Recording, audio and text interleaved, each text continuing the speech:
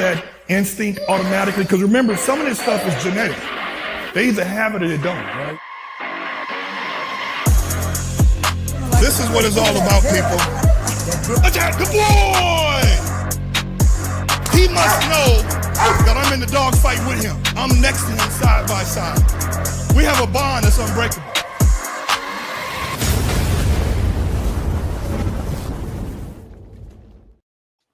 Boom! That's fire. Yo, that's dope. I used to be yoked. You like that, don't you, Angel? Hell's Angels in the house. That was fire. That was dope. Listen, my boy Miles is bad motherfucker, ain't he? Yeah, I might take an idea here and there for my intro. I'm telling you. Hey, people. Oh yeah, do that right quick. That Instagram thing. Oh, I got you. Let me turn that on. I got you. So, people, I found Angel on. I was watching NWA Caney Corso. And I think I learned more from you about breeding in that period of time that you interviewed than I have from the plethora of breeders that I've talked to who do breeding, right? Yeah. So I said, man, this guy sounds like he knows what he's saying. So I got to bring him on the show because this show is all about being informative, entertaining, but also enlightening. Right. And I want to say, everybody, welcome to the show, Angel from Breeders Hack. Right. What's up? I think that's a hell of a damn username, bro. Listen, I've been talking to people young and old, black, white, Hispanic, Asian, and dude, you're fucking known. Oh, that's dope. Bullshit. That's cool. I mean, my boy Earl at Sumo Bullies and my friend Meredith who's living in the country of Colorado. Oh, I love that guy. I love him. I'm going to watch him today. That's shit. Yeah, that's cool. That's cool. Yeah. So, people, I brought Angel on the show because, they call me a breeder because even though I only have males and I only provide the sperm or the semen, they still categorize me as a breeder. But since that's the case, I want to make sure I'm not doing things right. Again, because I'm on this side of the fence as well as you.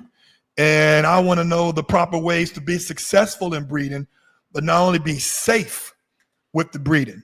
So, Angel, tell us about yourself a little bit. What part of the country you in? What part of the United States you in? And how long you been breeding?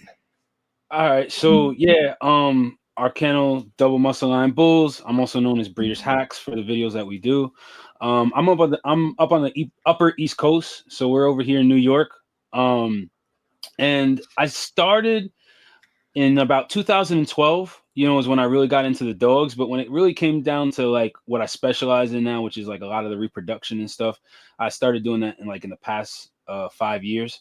And I just say it's the compound effect. I just learned, I just became an information junkie. I learned something every single day, and it just compounded over the years of dog breeding, and it blew up, Yeah. What breeds do you have for your own personal possession? So people, I'm sorry, were you gonna say? No, what breeders do you have? What breeds do you have right now? So right now I have what you would consider the exotic bully. I'm currently in the process of kind of turning this breed into something a little bit different, trying to write my own standard and establish somewhat of a newer breed, a more functional spinoff of the exotic bully. And then I also I like my big dogs. I have an African Mastiff as well, a Boer Bull, and I plan on South African Mastiff. And I plan on breeding her and doing my little thing with that as well on the side. I love all dogs, but those are my two core breeds. It's like the American Bullies, the umbrella of the American Bullies, and the Boer Bulls, the Mastiffs really have I got much of a love for them now too. Man, I've been breeding since 2010, right? And when I first started, man, I was only doing live cover. And I've noticed I've probably done at least a couple of thousand, maybe 1,000, 1,500 breedings over that course of that year, a course of those 16 years, 15 years. And I've ran into a couple of situations where my dogs, and people believe me when I tell you this, my dog has caught STDs. Right? Wow. Yeah. And it's made one of my dogs at one point, this is a while ago, it made him sterile for a minute. Yep, that'll do it.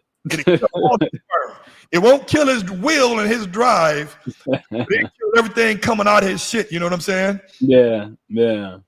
And that whole repair process, that whole rehabilitation process, that being medicated process, sometimes it's not 100% guaranteed, but it's it takes a lot of time because you got to make sure you're being consistent with the medication. So my question is to you, one of the few questions, and jump in when you want to ask the question with a question or a rhetorical question, doesn't matter. What do you prefer? What do you think is the most successful? Live cover, AI, TCI, or surgical? And explain to the listeners the difference between AI and TCI. So I did a little bit of a study on this for like 6 months and really kind of dived into some of the like Blackwell's reproduction and endocrinology books, because I had the same exact question. I was like, what is the best, you know? And what I've gathered is I'll explain what kind of very quickly what each one is, so for the people that don't know, and then I'll kind of give you my general consensus on what I believe is probably the most effective in breeding. So you know, AI is where you're taking, you know, a catheter, you know, and putting that into the female and, you know, depositing the semen. It's very simple, you know. A transcervical insemination is now where you're going inside the dog with an endoscope, which has a camera, and you're depositing the semen. You're bypassing the cervix, which is her natural barrier, her natural protection, and depositing it right after the cervix. The next thing is a surgical, where they're cutting open the dog and they're depositing the semen in the uterine horns, which is really just a little bit further north of the cervix. So not her fallopian tubes. No, it's the uterine horns. This is uterine horns. So so with that being said, each one is putting the semen closer and closer and closer to where the eggs are going to be, you know? So essentially timing is going to be really the biggest thing. It's really the biggest thing. Now, what I believe in, I feel like if there's perfectly good, healthy semen, an artificial insemination, there's nothing wrong with that. What I like to do is an artificial insemination.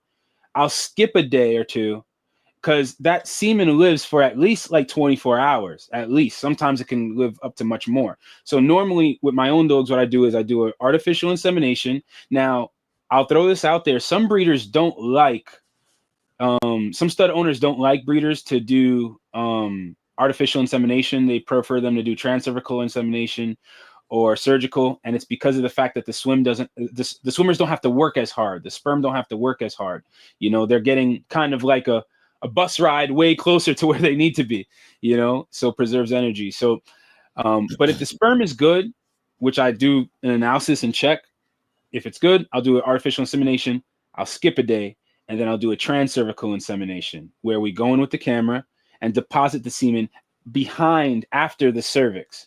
Because if you look at a dog's, say like this was a dog's uterine, the dog's uterus, say right here where my hand is there's a barrier, and that's going to be her cervix. So that's her natural barrier like we call it the vault. And when she's not in heat, ain't nothing getting in there. But when she's in heat is this very short period of time that it's actually open and you can put things inside. That's why she's also susceptible to catching infections. So we go ahead and deposit, we put a catheter and it goes with the camera and we put it right behind the vault because we're open, it's open. And now if you were to do a surgical, you're going to cut and you might be like an inch or two. Remember, a dog's uterus is small. You're talking about inches. So people think that a surgical is so dramatically different than a transcervical insemination. Essentially, you're putting it within the same proximity. So I like transcervical insemination more because you're not putting the dog to sleep. You're not having to cut her open. You're not having to worry about an anti-inflammatory response where her body, anytime the body gets cut open or anything, sometimes the body can send white blood cells to go kill whatever has been put into the body. So long story short, I like to do AI, skip a day, and then I do transcervical insemination. And usually we get a really high success rate with that. So now here's my question, and I hope people, we're going to take some comments and questions. Do you see the comments over here? I hope I made it make sense. Like, yeah, it's a lot to explain. Yeah. Are you seeing the comments on the right over there? No. Let me see. Let me try to see now. Oh, I see the comments now. Okay, I see the comments. We're gonna answer some questions towards the end of the show. So what is the pros and cons of AI and TCI? Like, what is the percentage? Two parts of that question. What numbers do you want her PG levels at to do the AI, and what do you want her PG levels to be when you're doing a TCI, or does it matter? What is the magic number? Because I get different numbers, bro, like 12, 13. Yeah. And you said it best, that the sperm can live in her uterus for up to minimum 24 hours, up to 48. Yeah. I've probably heard sometimes 72 hours. Yeah. So if it didn't catch on that first day, it would catch on the second day or the third day. But what are the magic numbers, and what's the pros and cons between the TCI and AI? I'm about to give you a serious gem. I have a video. I haven't even released this video yet, so I'll share it with you guys first. So the thing is, it gets a little confusing, right? Because there's different machines out there, so they all go off of different numbers. So, for example, if you were to take, say, I don't know, a lot of people know the Wanfo machine and compare it to, say, an IDEX machine, the numbers those machines make different because the numbers mean different, right? Exactly. Okay. Yep. So it's like, I like to explain it like this. It's like Fahrenheit and Celsius. So one can be a 38, the other one could be a 98. I hope I'm using the numbers correctly, but yes. Long story short is that it's the same temperature, but different numbers because it's different charts. You're dealing with Celsius and you're dealing with Fahrenheit. Like meters versus feet. Exactly. Yeah. Exactly. So that's the first thing that we need to understand. But to me, to be honest, the numbers don't even really matter all that much. And I'm gonna explain why. Is because I go based off of the doubling effect, right? So there's a reproductive, the head of genetics and reproduction up in Canada, and this vet explained it best. You go by the doubles. So that means it's universal across any machine. It's easiest. I do a video on this machine. It's super easy on this one, but I'm going to use this as an example. Is you're going to have doubles. So the first double, say she goes from an 8 to a 16. That would be your first double. So meaning first double, let me explain the doubles first, and then I'll explain what you do with each one. So 8 to 16, that's the first double. The second double would be 16 to, say, 26. It's not exactly a double, but it's the second spike. Right. Then from 26, she goes to, say, I don't know, 36. And then from 36, she goes to, like, say 46, right? That was essentially 4 doubles I just told you, right? The first double, you do an artificial insemination. Second double, you do an artificial insemination or a transcervical insemination. Third double, you do transcervical insemination or surgical. Fourth double, you can only do surgical. So I go by the spikes because a lot of people go by the numbers, and these dogs are not robots. You know, one number, to say that I'm gonna breed this dog at this one number and all my dogs get pregnant is kind of like, that doesn't really make all that sense to me because these dogs aren't robots. You're talking about hormone, an amount of hormone that is built up within a dog. So each number to me is irrelevant. I just go based off of the spikes that I see. And that's how I breed accordingly. And I have a really high, I'm in the 90s. I got to be like 95% success rate when it comes to so you hitting it you're yeah. Yeah, it's very it's not too common that I get those that don't get pregnant, you know. So let me ask you this. So this is interesting, man, because you know I'm not a breeder expert, but I'm a breeder. So a lot of guys and some women call me and say, "Hey, my female's in heat. When can we breed?"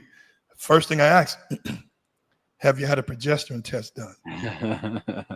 And the guys be like, "No, what is that?" I said, "You got a wife or a girlfriend? You got kids?" They said, "Yeah, I got a wife." I said, "Let me explain something to you, homie." I said, "Your girl, if she got eggs, she can only ovulate so many days out of a month. Yeah. Other than that, you just loading up and spraying and praying, right?" Can I give you a good? Oh, say what you're gonna say. I'm gonna say something after. Right. So hold that thought. So yeah. I tell guys, I say, "Hey, man, your female may be in heat 10 to 14 days. I mean, 10 to 14, sometimes 20 days. But within them 20 days or 14 days, there's only a few days where those eggs drop. Yeah. Where the sperm can actually fertilize the eggs." I said, "You come over here now, I'm going to take your $1,000 for 15 minutes of fucking." Right? Right? And I can't listen, I tell them, I can't guarantee nothing. The only thing I guarantee, I say, "Hey, listen, if you do the progesterone test and we breed and she don't take this time around, the next time we'll breed. But if you're coming over here and you ain't got time to do that $40 test, I'm taking your money. Ain't nothing guaranteed." Right? Yeah. But go ahead. You wanted to give me a better explanation. Well, I like analogies. I think like analogies is really helpful for understanding. So like the best way I explain it to people is it's like a fruit bearing tree, right? So let's use an apple tree as an example. So it has these apples inside the tree, and what happens is the apples fall and drop, right? But that doesn't mean they're ready to be eaten yet. They need to ripen first. So you got to let them sit for a couple days. And when they're ripe and when they're ready to be eaten, that's when you're going to see those spikes in her numbers. But now you only have that small window to eat those apples before they go bad. So that's kind of like the analogy that I like to use, you know? I know when we was trying to conceive at some point, I don't want to say the dates and the years or whatever, but me and my woman was trying to conceive at some point, and she was checking her temperature. Yeah, that's how one of the methods that women can do is check their temperatures. And I think there's a urine test too to test her levels. But one of them is her temperature, because a woman, when she's ovulating, her temperature spikes a little bit. Interesting. So let me ask you this. So what I will say just real quick though, if you don't have a progesterone machine, you could always do, like, there's vets who to this day that still don't do progesterone. I don't know why, but you could also do cytology. Cytology is really good, where you take a Q-tip, you stick it inside the dog's vulva, spin it a little bit, put it on a microscope slide, and based off of what her cells, they call it the cornification process, and based off of what those cells look like underneath the microscope will tell you how close she is to estrus, which is, you know, how close she is ready to be bred. The quantification or the cornification? It's called cornification, like corn chips. Yeah, because what happens is the vaginal cells, they start off looking like fried eggs. I thought I had one somewhere, but anyway, oh wait, I got it right here actually, right? So this is a little booklet. This is the exact example of it, right? I hope they can see this well. Yes. Right.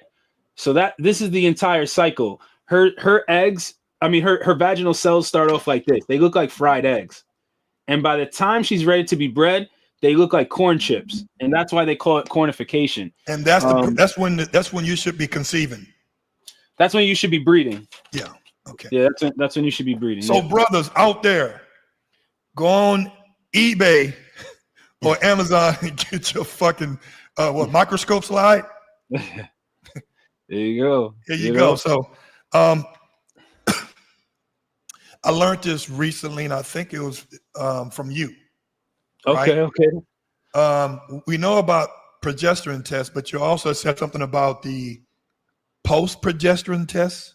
Is it? Oh, progesterone out. Yeah. What is the proper phrase you get? It was called.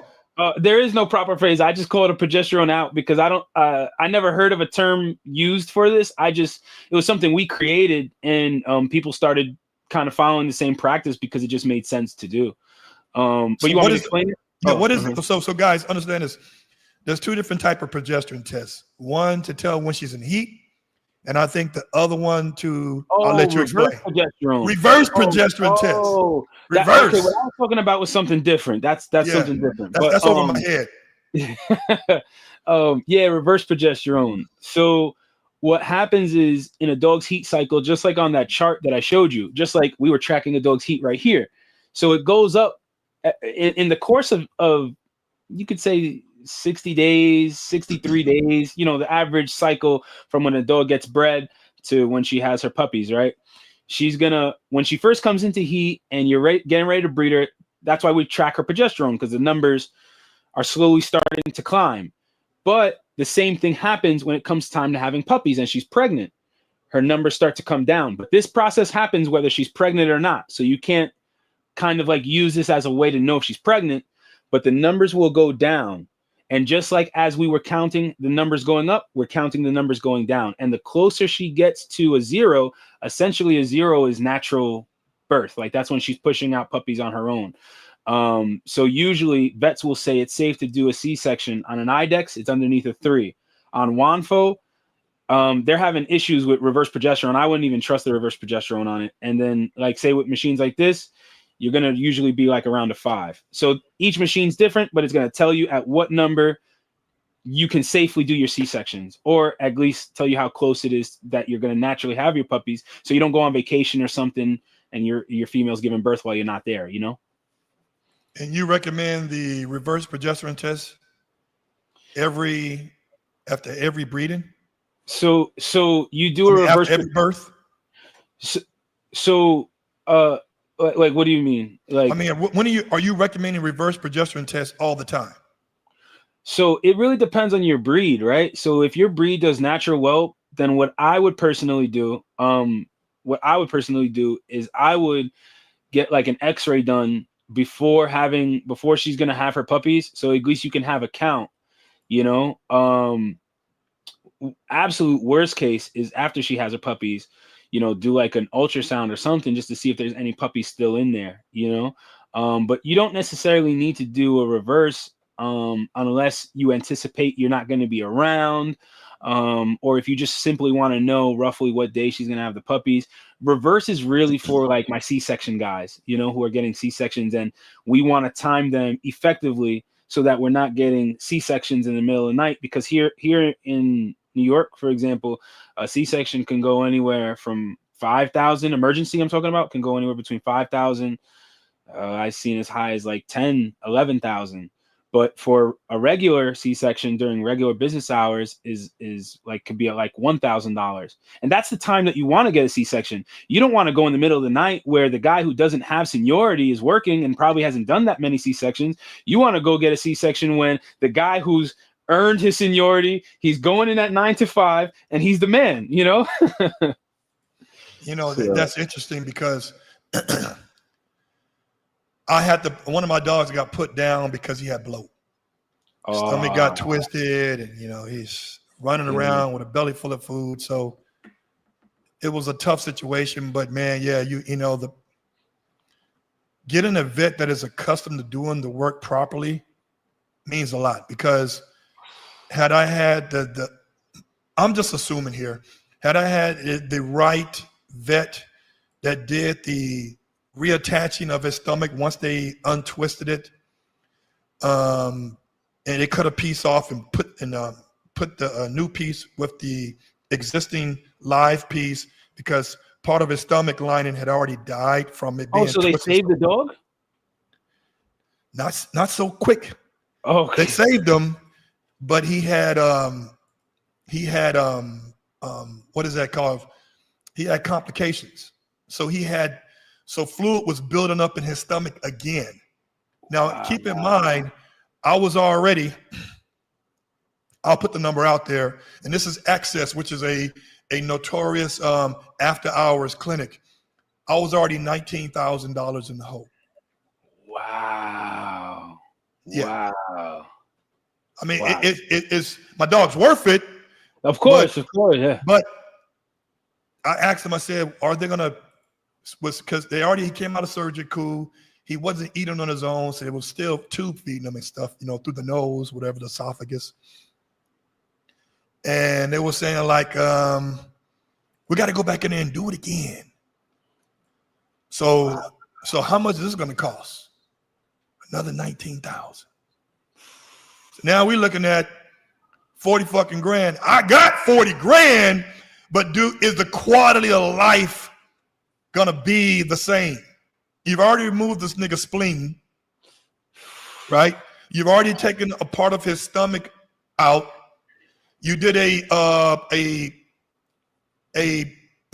preemptive surgery by sewing his stomach linings to the inside of his body cavity so it won't twist again.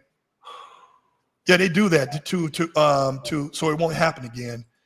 And you want another 19,000? Will he be okay? Will he survive? So I had to make that executive decision, like, yo, let's put him down, because you may want to come back to me and tell me we need another 19,000. And now I'm about 60, 70 grand in hole with this dog.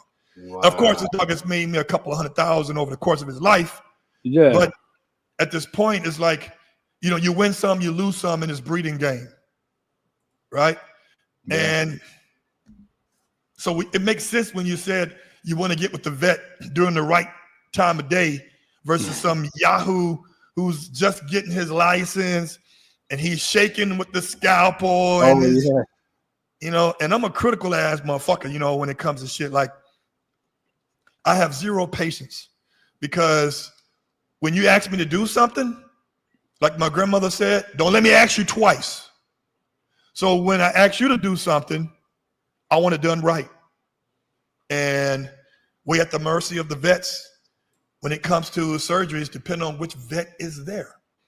So go ahead. Well, I just want to chime in on that very quickly. It's like, this was something that my mentor taught me, is that a good vet is worth their weight in gold. I mean, I'm talking about, if you find a vet that really has, their heart is in the right place, they're very knowledgeable in what they do. They're pretty knowledgeable when it comes to your particular breed and the hardships that you go with, with your particular breed, especially like with the brachycephalic breeds and things like that. We have this one vet over here, right? His name is Dr. Carlos. I'm gonna shout him out, Dr. Carlos. Everyone on the East Coast knows who this vet is. They travel from all different types of states to come to visit this guy, right? He hasn't taken a new client in at least since COVID hit. So I don't even know how many years that is now. At least the past few years, he hasn't taken not one new client. And every time you go there, he is packed out. From the opening of his door, a line that wraps around the block. They even named the street after him, because he has helped so many people. If you find a vet like that, that's who you want to make your best friend and add to your team. Vet like that, I'm sending Christmas cards, all kinds of stuff, because again, as a breeder, you're like a quarterback, and you can't play every part. You have to have different people that can play different parts on your team, and you know how it goes, man. You run, your business and things like that. So that's really what it is. Having a vet, that's going to be like one of your most important players by 1,000,000%, I want to ask you this, because me and him got together online early, like I do with all my guests, to get them prepped up, get them signed in, get them dialed in. And I got with him at 5:09, 5:10, and he was doing an actual AI. Yeah. And he had his finger, as a stop, as a stopple, as a plug. He had just got through inseminating, and he said something. And guys, listen, you're gonna fucking laugh when I tell you, and like, I should know, and you should know, and if I can change, you can change. Like a Rocky told the motherfuckers in Russia after they beat Peter Drago. If I can change, then you can change. You know what I'm saying, right? Yeah. So you told me that what you do is you keep your finger in there and you move it around until she starts orgasming. Yeah, with the AI. Yeah. I didn't know female dogs, get jiggy with this shit, man. Yeah, Can you explain the reasoning behind that and why that is important when you're doing AI? Yeah. So when I'm doing an AI, essentially you just stimulate. So like when you go in to the dog's vulva, right? So that's the proper way to call, I guess you would say like the equivalent like a dog's vagina, the vulva. So when you go in, right? What I'll typically do, well, actually, when I'm done AIing the dog and I'm taking the AI rod out, I let the semen sit for maybe like, I don't know, like maybe like 5 to 10 minutes, and I'll keep the dog slightly elevated. And then what I'll do is when I'm at the very end, right? Because this is where people kind of mess up, is if you've ever noticed when you do an AI, sometimes the female may try to shoot everything right back out, right? So other than trying to decrease the volume by spinning down the semen and so on and so forth, what I'll do is I'll start to make her orgasm. I'll take my finger and basically stimulate her clitoris inside the vulva. It's right when you go into the vulva, right beneath the hole that you would stick the AI rod in, and you just kind of go up and down on it, and you'll see the dog. I've seen females start humping like a male, like as if you were collecting a male dog. And then I'll put my other finger on her butt, and that really kind of protects me from any projectiles coming my way, because sometimes they can't control themselves. So they be squirting. Yeah. It could be number two. It could be one or two.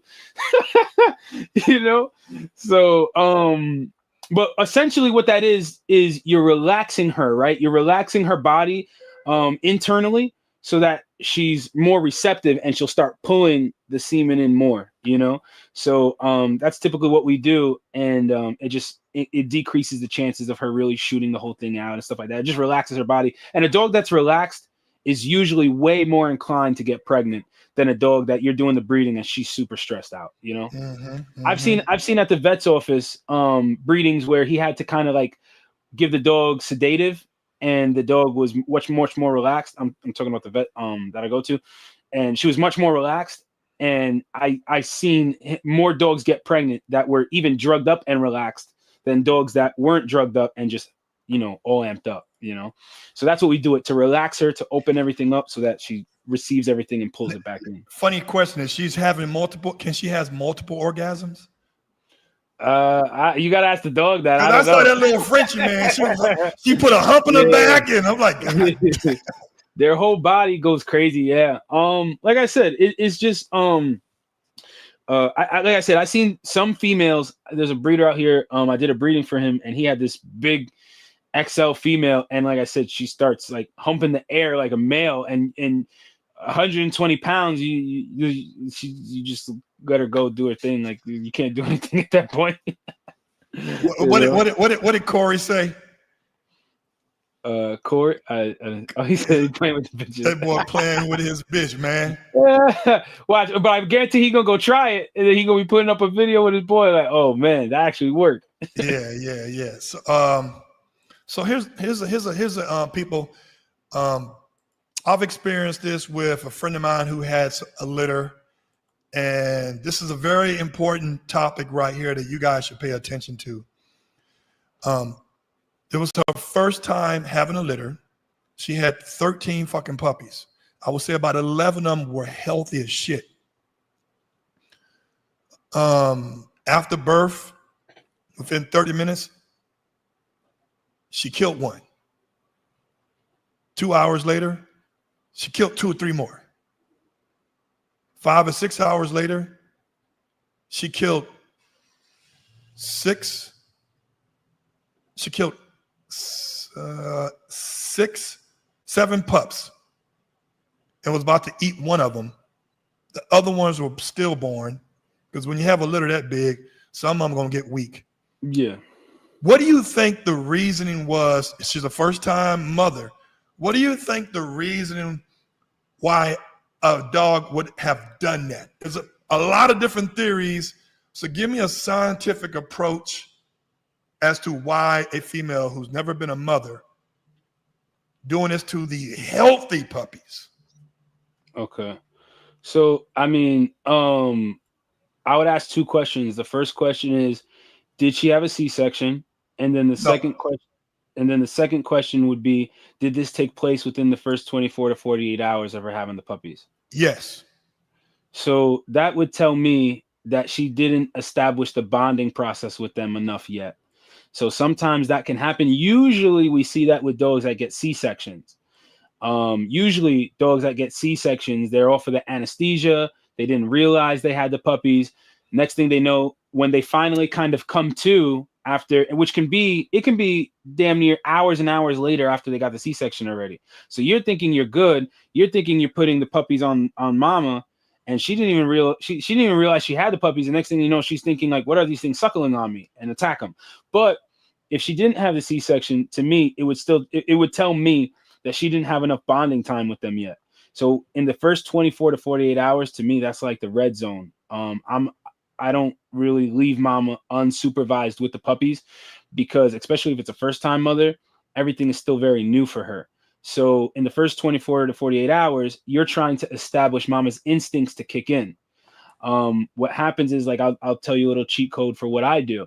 I'll take peanut butter and listen closely, people. Say that again. I'll take peanut butter and I'll put it on the puppy's genitals and on the butt, right? So now after the puppy's done feeding, and again, I'm there the whole time, so there's no way she's gonna hurt these puppies with not on my watch. You know what I'm saying? So at that point, it's very, very supervised, her and the puppies, but I try to have them together as much as possible, at least the first 24 to 48 hours. I put the peanut butter on the puppy's genitals, and then, you know, I present them to mama, and mama will start licking because of the peanut butter. But what it causes, and it amazes me every single time that I see this, is the neurological, that's what you're looking for, is the neurological connection where she starts licking the puppies and she's like, wait a second, this is right. I'm supposed to be doing this.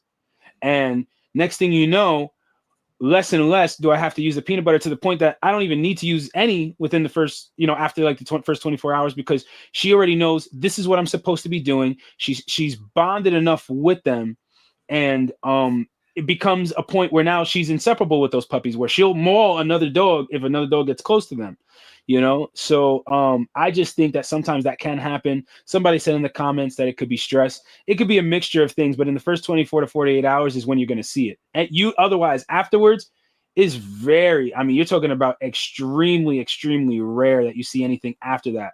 But you have to get past that first 24 to 48 hours where mama's instincts need to kick in. And you'll know her instincts kick in because you're not going to have to do anything. You're not going to have to hold the puppy for her to lick them, any of that stuff. You know, it just sounds like in a situation like that, she didn't have enough time to bond with them enough yet. And, you know, she lashed out at the puppies, which can happen. It's not common, but it can happen. Just like I've seen dogs, I had this actually happen with a person I co-owned a dog on. A female got loose and ate the other puppies. And a lot of breeders don't talk about stuff like this, but you know, I've done videos talking about it because it's very real. It can happen. You can't have other dogs loose around your whelping mamas and their puppies. I'll share that quick story. I mean, long story short, we bought a new female. It was at my friend's house where we co-owned the dog. It was a brand new female. We had no idea, you know, and really about her history, but we bought her, and we were whelping a new litter, and we did not know that the dog knew how to get out of cages. So at the time, the person that I was co-owning with, he went outside to go do something or whatever, and he ran up to 7-Eleven, right, which is up the street.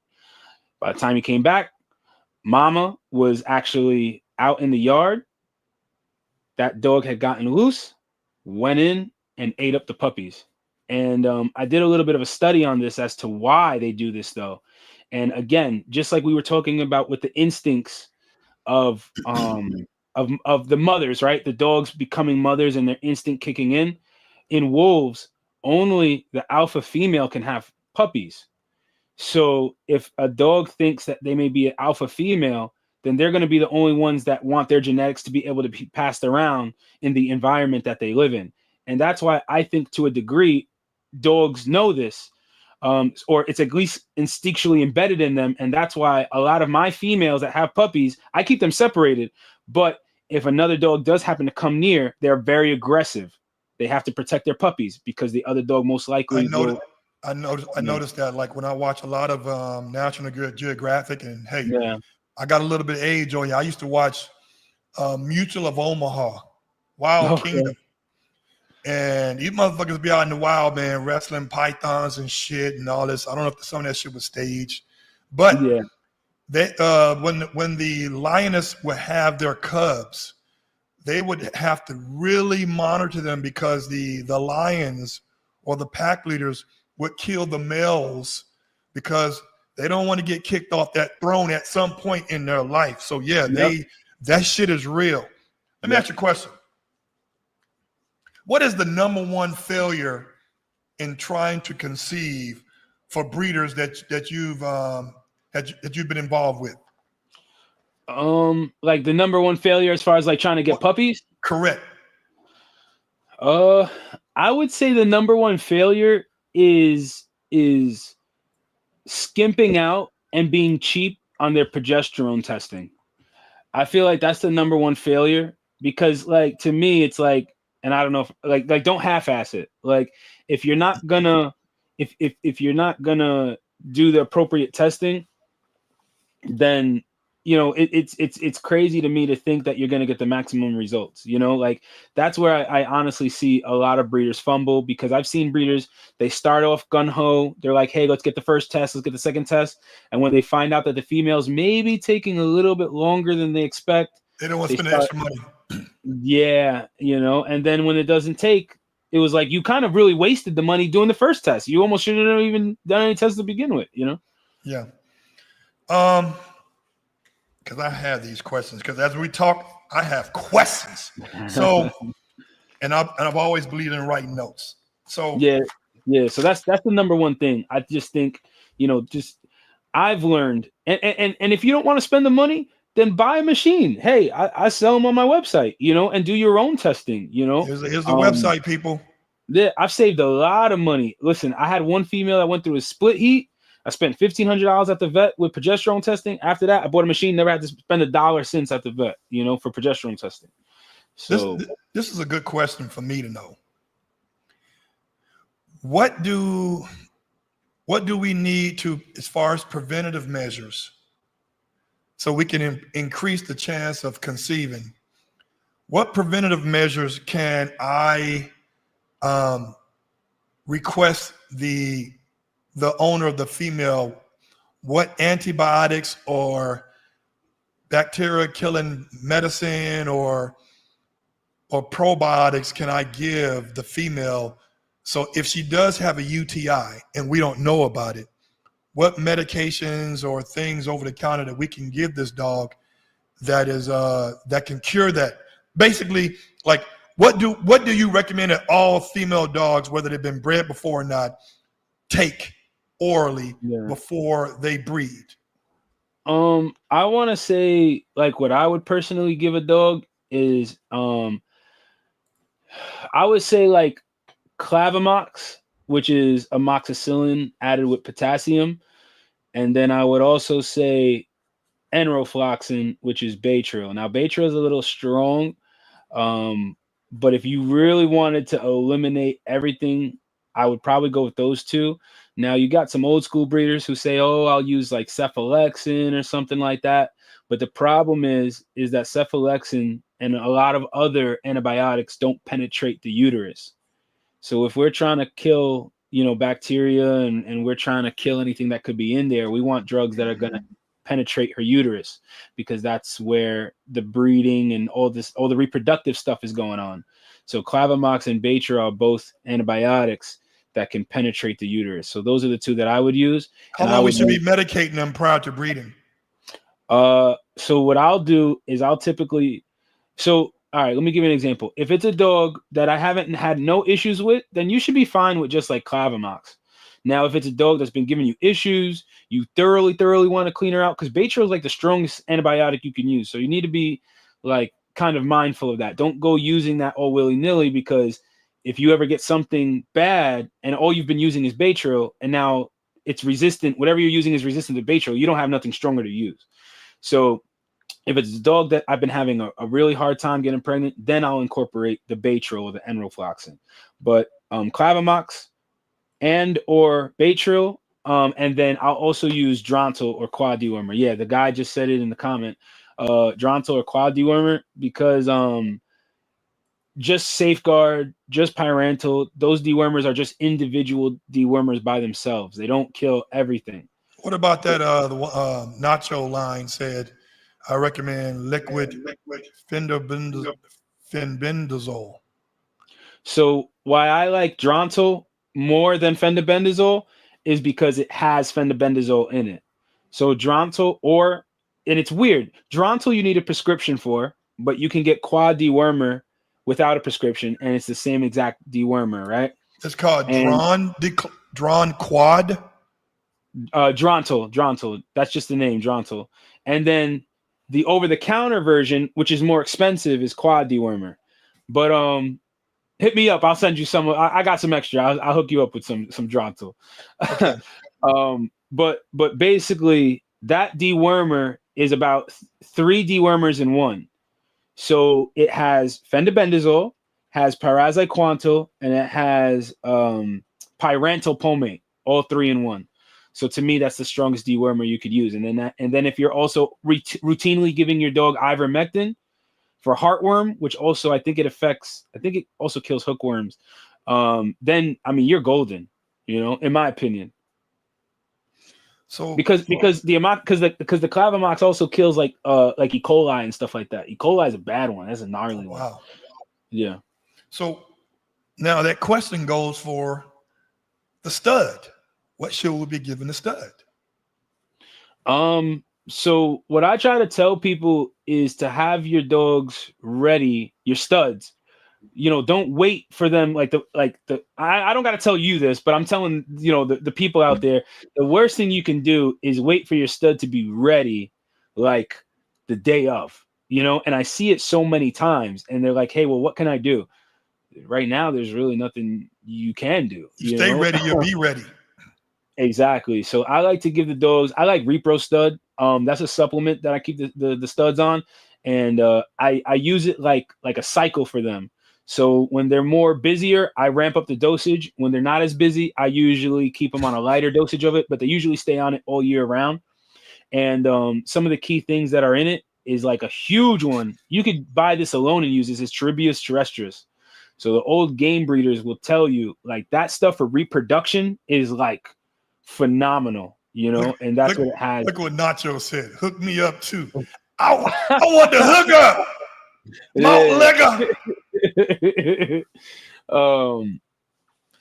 I mean that's what I use, Repro Stud. So let me ask you this then. So because I'm learning too. Now I do a lot of collecting ships, maybe 2 or 3 a month, where they're going out of state. Okay. And we do 10-day extenders. Of course, they do they check the motility rate, the sperm count, etc. It's packaged well. I go to this vet out in Riverside a lot. They're called SoCal K9. Really good people, dog. Like, okay. I don't need no fucking appointment. There's like 100 goddamn Frenchies in there. And like, Mr. Antoine, the Dobrin guys, come on in, right? And sometimes my boy Casanova passed away. He needed a fluffer, man. Really? He needed a fluffer to get stimulated. I'm like, so I used to pay somebody who has a Frenchie and can you bring your female in heat, turn her ass around? Yeah, he needed a fluffer. And my other boy, Cisco, nigga, you could pull out a goddamn magazine of dog food. He's putting out 15 million, right? So my question is to you is, they always tell me bring some tuna. So I bring like Star Kiss tuna, of course, packed in water, a little pouch, and I give it to him 15, 20 minutes before we breed. Does that shit really work, man? So I think the science is supposed to be, I never really heard tuna, but I know sardines is supposed to help. Wheat germ oil, right? Which has it's the vitamin E in it, I believe. So what, it is supposed to help. I have seen it work with dogs. I can't really give the exact science on why the sardines work, but I know it does help with the stud dogs. 15 minutes before pulling the dog, I don't know about that, but keeping it routinely in the dog's diet, I know that can definitely help with it. Like I said, wheat germ oil is a great one too. I got a friend in Europe that he swears by that, and that's what he uses, and he deals with all the vet clinics over there. Wheat germ? Wheat germ. Yeah. Are you wheat getting it germ. in powder form, or is it capsule? He gets it in. It's in a. It's like a. It's like a. Damn, I don't know how to explain it. It's like a almost like a. I guess you could say like a paste or like a cream. But it's wheat germ oil. Yeah, you got to put that shit in some goddamn hydrated fucking liver treats for them to eat pasty. Yeah. Wheat germ. So here's the deal. So now what we're gonna do, we're gonna take. Oh, last question. Do you charge for consultations? Like to go over like somebody's breeding or something? Yeah, somebody want to say, hey man, this is my first time, or this is my 100th time, this is my 50th time, and I'm not as 95% accurate. Do you charge for consulting? So I try to be a nice guy, and like I have the number accessible. Usually on all my videos, you can pull up the phone number and you can just call. And if I'm busy doing a breeding, whatever the case may be, somebody at the team will take your information, and I'll try to call you back. Oh man, the number you're gonna give them your Google number, right? Yeah. You don't give them your real motherfucking number now. Yo, this is like my third phone, man. Listen. Do you have a Google number? Do you have you know what a Google number is, right? Yeah, I know what the Google number is. You should give them your Google number because you can screen calls. Because I don't want everybody and their mama having my cell number. I do want to have friends, associates that I know, and family to have my mobile because I don't want to have to change that shit on you. Yeah. So, well, what I do now, honestly, I don't even. I'm usually so swamped with stuff going on. I usually don't even really carry my phone on me. So the best thing. Shit. so the best thing is like message you through Instagram. Instagram's where it's at. Instagram because it pings my iPad, my computer, my phone, and then my wife will usually grab it and bring the phone to me or whatever. But I'll just say this, right? I'm gonna give the number out, but I tell people they can go ahead and call. But if you really want my undivided attention, then yes, you can book a time on my link tree. Like when you visit my Instagram and you click on the link, there's where you can book an appointment. And that's like, if you really want to sit there and talk to me for a good chunk amount of time, then that's definitely there for that. Because some people, they have to remember that I have a life too. And sometimes they'll have me on the phone and want to talk for a half hour, an hour. And I got a family and dogs and stuff I got to do too, What's your number? So 631-913-8993. You're looking at the motherfucker like you wrote it down. So I had to read it off. I don't have it memorized. My fault. Hey, people, don't be calling his ass. It put like this. I had somebody, man. This is real. This had nothing to do with dogs. So I had a 1990 Oldsmobile Toronado Trofeo. I just sold it because I had too many cars. I wasn't driving it. I'm not getting rid of the Grand National. I'm going to die in that motherfucker. They're going to bury me in that bitch. I've had it for 20 years. And so I put it on Facebook. And the guy called me at 11:30 at night. And I didn't answer the phone because family members call me. When you call me that late, something's popping. Oh, yeah. Right?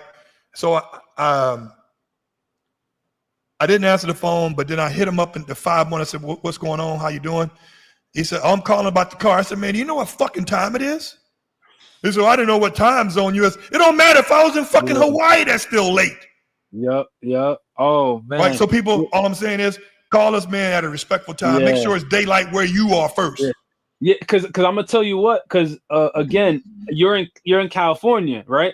So I get a lot of like in the beginning when I first started doing the informative videos and helping people out and stuff, I would get calls like super late at night, even though maybe it's 10 o'clock your time or 9 o'clock your time. To me, that's already 1, 2 o'clock in the morning or something like that. I think we're like 4 hours behind. So I was getting crazy calls at night, and my wife and everybody's like, what is going on? And who's that? Your side piece? He can't call you in the proper daytime. No, honey, this says Malcolm on here. Exactly, man. And I understand like people were freaking out because they had puppies that were dying and all kinds of crazy stuff. But after a while, I just I had to basically have a time frame where after I think like 5 o'clock Eastern time, I usually Yeah. kind of check out, and you'll just have to leave a message. So if you need to reach me, try to hit me up during regular business hours, just because it gets. I speak to at least 100 breeders a day, to be honest. At least. That's a lot of talking, bro. Yeah. So let's get to some questions and comments, guys, before we wrap this up. We can talk all night, man, but you know how the algorithms work with YouTube. Yep. Everybody, a lot of these we'll motherfuckers give now a part two. yeah, a lot of people got these ADD. Like after an hour, 2 motherfuckers talking, it's like, okay, I had enough. Here we go. Yeah. So let me go up here. There was a lot of goddamn questions. Let me see here. Let me see here. Couldn't it be calcium deficiency? No, it was something else. People, what was those questions? Because you guys wrote so much shit in here, and I wanted to post some of it. Here we go. Can you read that? Yeah, I can read that. So they're asking about the liquid medication that I had for parvo back a while back. So it was this antibiotic. Well, they call it green juice. So this is all right. Let me backtrack. So I was dealing with some parvo situations, and I was showing people like through video what we would use for those situations, and they call it the green juice. Now, this is something that is more known in like the bully community. A lot of other breeds don't know about it. This breeder came out with his own mixture of antibiotics called the green juice, and I was always skeptical about it. But when I was dealing with parvo and nothing was working, even based off what the vet gave us and everything, I tried it and it actually worked. So that's really all it is. It was just like I said, these antibiotics that a breeder put together and sold as called the green juice, and it worked to save the dogs from parvo. So it was a concoction, but the guys who make the concoction, are they not in business anymore? No, I think they still are. They're out actually by you in California. What is their name? You want to give out the information? You want to keep it close to the chest? His name is Dr. Pocket, but I don't know his social media offhand. Dr. Pocket? Yeah, that's like his kennel thing, But yeah, I don't know his social media handle. Hey, people, I know you guys wrote some questions in, and there's a lot of goddamn comments here. Some positive ones, some really good positive ones, but I know you had some questions for my guy. I think this is one right here. Where did it say? He said, "Hey man, you look like you're 6'5". I'm just joking. I'm making that shit up.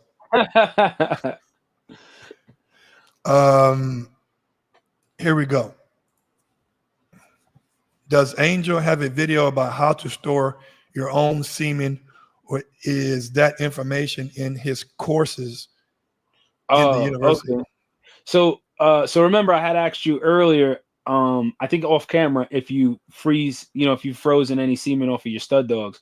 So I've kind of gotten known a little bit on social media because I'm able to freeze my own dog's like semen. Like I learned how to do that. So I guess what he's asking is if that's in the course, and no, that's a separate course. If you did want to learn how to freeze your own dog's semen, you can hit me up and I could put you in the direction of that course. That's a different course. Right now, I have one course called Breeders University, which is really just like I did a 2-day event teaching breeders what I felt like were the essentials to get started. We recorded the entire event and we put it online. But I just want to throw out there, I'm working on a book, so that's going to have some more information similar to that available. Nacho cheese, nacho line. That's your question there. Go ahead and read it. Okay, he said, my question is about alopecia. Can I still bring my female? Would Baytril shot cure this? Nah. So with alopecia, from what I remember in the veterinary drug handbook, and that's another thing, I feel like every breeder should have that book just for the simple things. Even if you're just planning on giving Benadryl to your dog, it gives you the dosage. It's a book this thick that has every drug known to man for dogs. It's the veterinary drug handbook. They call it the Plums book, right? What it talks about it's called the Plums book. Yeah. So PLUM. Yeah, plum, like the plum you eat. So the plums book, and it talks about using melatonin for alopecia for dogs. So I don't remember the dosage off the top of my head. You could DM me and I could probably take a picture of it out of the book. But melatonin, because alopecia, from what I remember, it's not like a virus. Baytril is an antibiotic. You would need melatonin, and like I said in the book, it talks about how much to give the proper dosage. Alopecia is not curable, is it? I don't think it's so much. I don't think it's so much curable. It's more about treating the symptoms more than anything, But yeah, that's what I would use is the melatonin. There's a Rad Gaming. Any tips with dealing with split heats? Good question. With split heats, that's a finicky one because, like, I guess the best way to explain it is like, think of a dog's heat is like this cup, right? And she has to fill up, her hormone level has to fill up completely and start overflowing in order to properly ovulate and conceive and go so on and so forth. But what happens is when you're progesterone testing the dog and you see her levels are starting to go up, but then what happens is she stops, right? So think of it, that cup, as you're only halfway full, and she may stay there or it may drop down. So what we try to go up, wouldn't it? Eventually, say months later, it could be weeks later, eventually after she stalls out, it can go back up. So that's essentially what a split heat is. It can be a few weeks. I've seen it like 2 months, where she comes out. I had it actually happen with one of my own dogs. She came out of heat, so we tested her. She went all the way up to like a 14. She stayed there and then started to drop down. And then I kept testing her for weeks, and I'm like, all right, she's out of heat, It got to be a split heat. And the way I knew it was a split heat specifically was one of my stud dogs started going crazy over her, and I'm like, what's going on with this female? Sure enough, this was 2 months later. I test her, boom, she's ready to be bred. She came right back in and everything. So what I'll just say real quickly is you can use a hormone called gonadorelin. That's the only thing that I really know of that really helps. Maybe you could use Camergoline. These are more not antibiotics. I'm sorry. These are more medicines that you would need to kind of have like a vet on board. But I'll give gonadorelin, and sometimes that'll help fill her cup, if that makes sense. So those are the two things you can work up. Last comment, DJ Johnson. This is for you because you're a Borble guy. Okay. He says, when it comes to the Borble breed, are you going to allow the female to have a natural birth?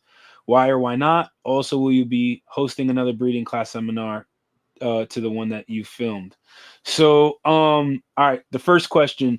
Personally, me, and I had this conversation with one of my mentors, and we kind of came to a conclusion that I'm most likely with my Borble, I'm not going to do a natural.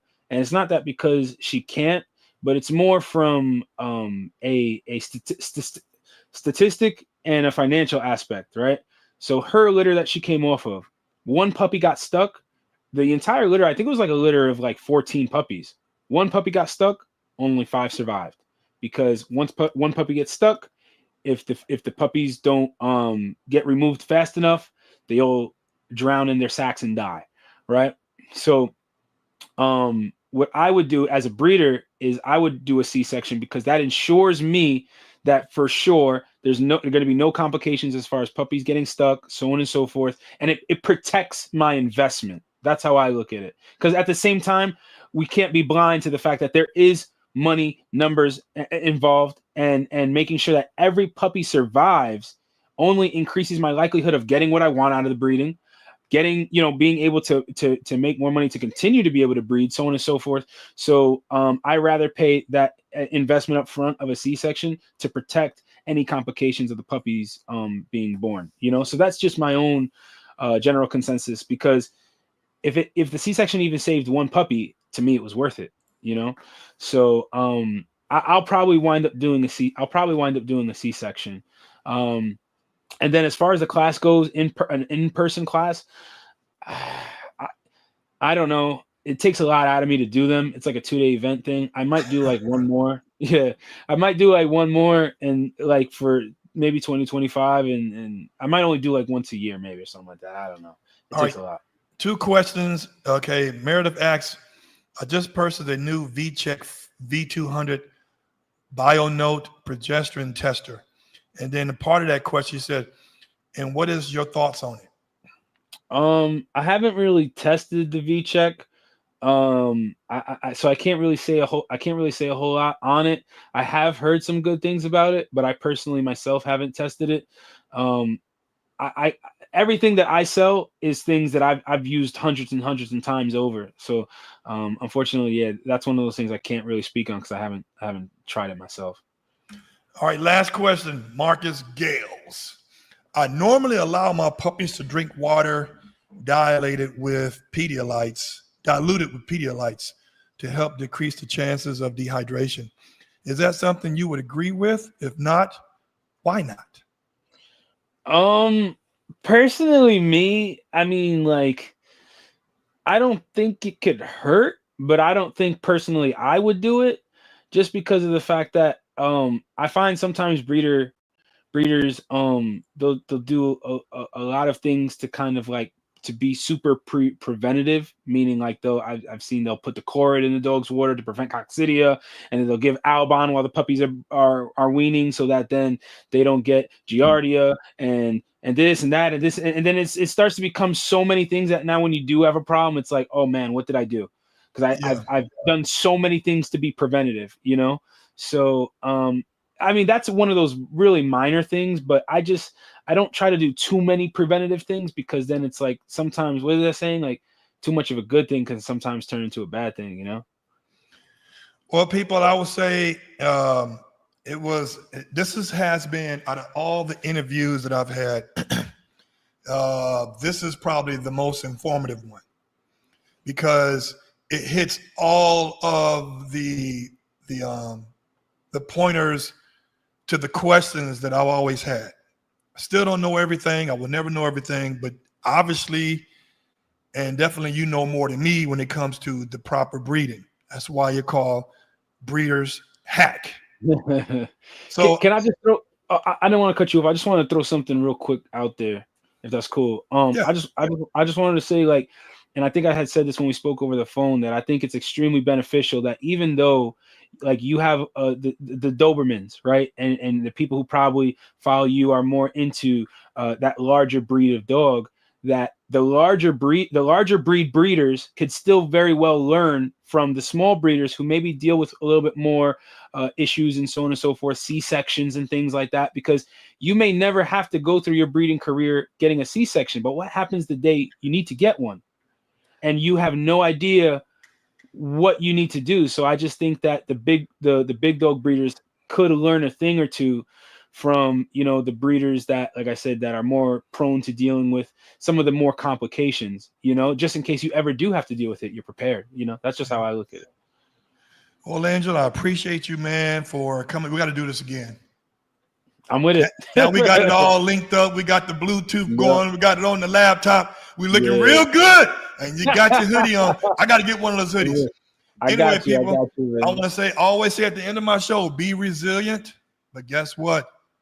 Be responsible. Until next time, take care.